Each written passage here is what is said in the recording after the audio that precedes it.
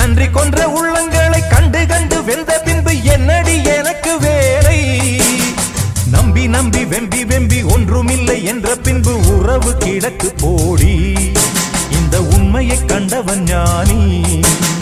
நம்பி நம்பி வெம்பி வெம்பி ஒன்றுமில்லை என்ற பின்பு உறவு கிடக்கு போடி. இந்த உண்மையை கண்டவன் ஞானி. அண்ணன் என்ன, தம்பி என்ன, சொந்தம் என்ன,